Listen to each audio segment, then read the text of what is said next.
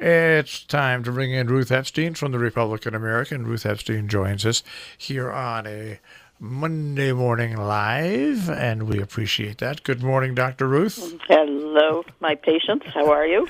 Oh, we are surviving. It's going to be nice today, right? We're going to get rid of some of the snow. Today and tomorrow, and then we're going to get some sleet and freezing rain, and then that'll turn to rain, and then everything clears out for Friday, Saturday, and Sunday.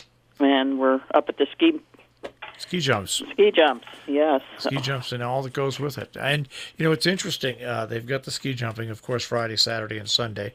Friday night lights from 7 o'clock on. Saturday it begins at 11 with practice, and Sunday the same thing.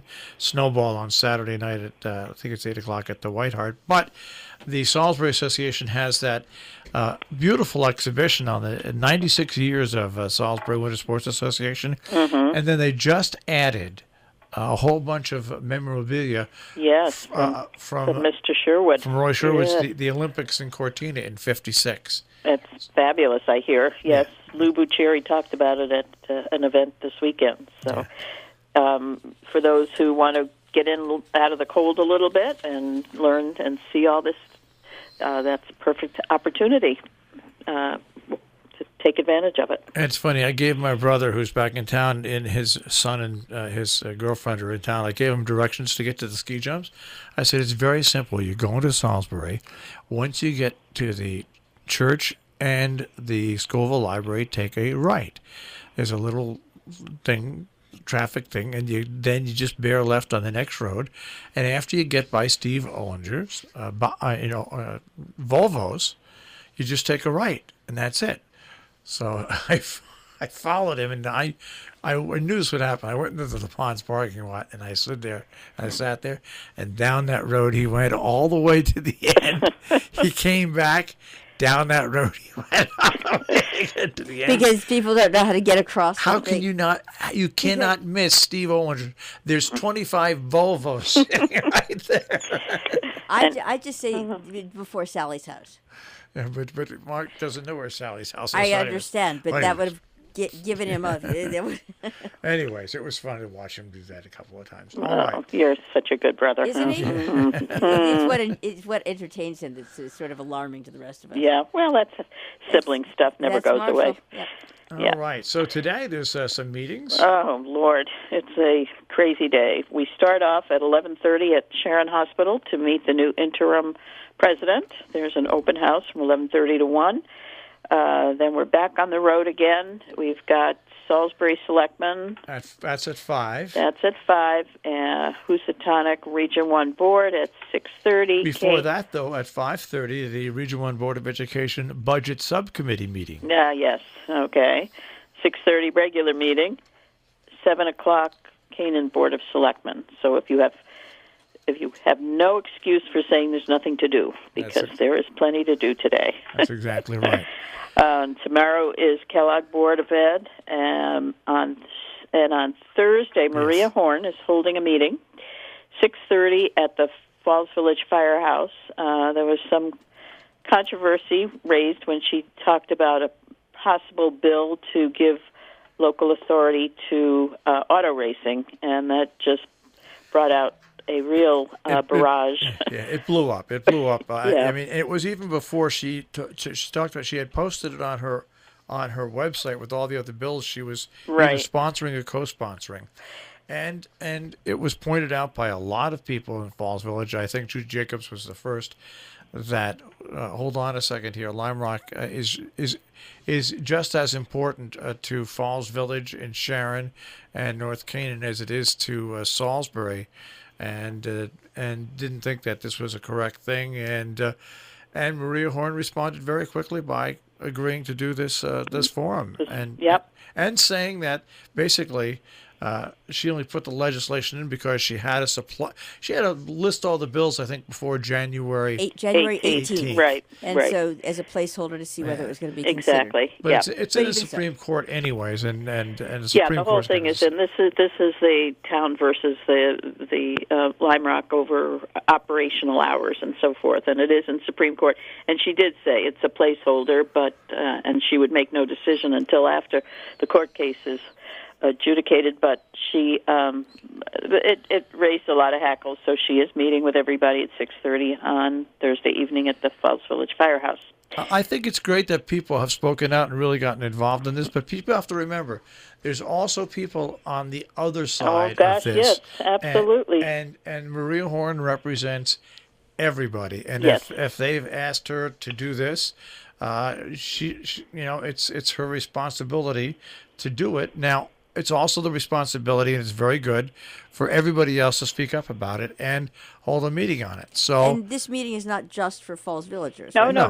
Anybody can show up. Anybody can come. And it's a very easy location to find. Route 7, just past the high school, the Falls Village Fire Department. Miss it. And the reason I'm saying this is this is a perfect opportunity to not do the social media thing where you're blapping opinions back and forth, and go to the meeting and listen and hear it. Yeah, and see.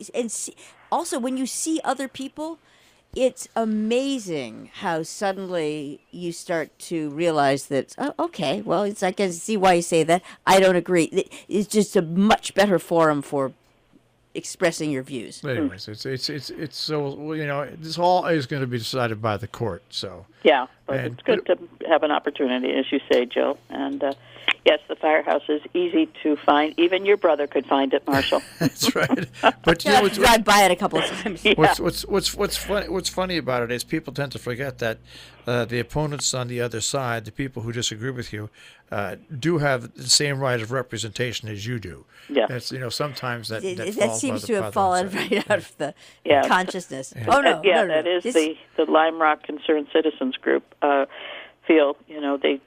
They are opposed to Sunday racing. It's been in place for however many years, and they feel that should remain in place. So, I mean, it's a controversy, and you're right. Two sides to both stories, to every story. And on Saturday, in the Drum Fest mode, as you talked about, there's also Paul Ramuni, our favorite accordionist, is going to be at Gear at 2 o'clock giving a performance and talking about his new book. Did you read the article on him in the Boston Globe? I did not. The Boston Globe did a thing on it. Really? Yes, honest to gosh. Oh, my goodness. And our accountant professor turned accordionist, not turned. He's been doing it since he was a kid. And on Sunday, there is a talk at Sharon Town Hall on oil. And that's part of I think it's the Historical Society or the library. I'm not sure which one is sponsoring that. On olive oil, I believe it is. That is the library. The library. Okay, good. Okay. So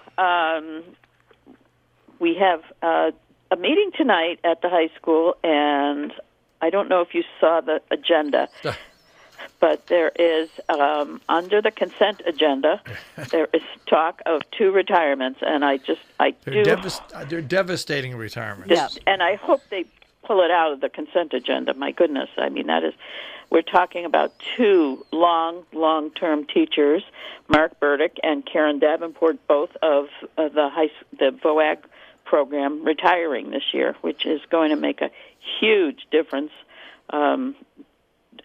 for a program that is just stellar down there, and hopefully it'll get more than just passed over through the consent agenda. And hopefully our new superintendent will keep the Ag FFA going strong like it has been. And replace both, absolutely. Yeah. Well, if you remember, whenever there's been an issue with the VOAG department, the community really rallies. Do you remember years ago when there was talk of cutting some things there?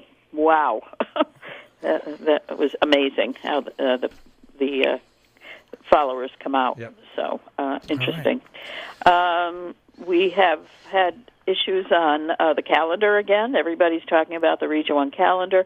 It appears, it's going to be discussed again tonight, and it appears that they're taking out the Jewish holidays, the 2 Jewish holidays that were in there, as well as Good Friday, to give some more full day in How the about school some of those week. Teachers things? Take some of those out.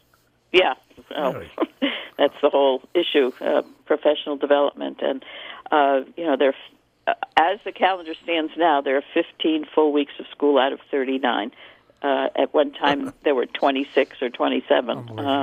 And so lots of talk about maybe we could limit some of the professional development, but the administration holds strong on that they want it.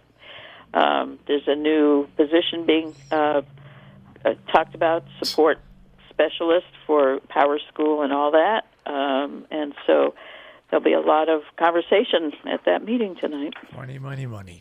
Yes, money, money, money. All right. People need to go to those meetings. All right, Ruth. Mm-hmm. Okay, guys, we will see you on the trail. All right, happy holidays. Okay. Take care. Have a good week. Take care. Bye.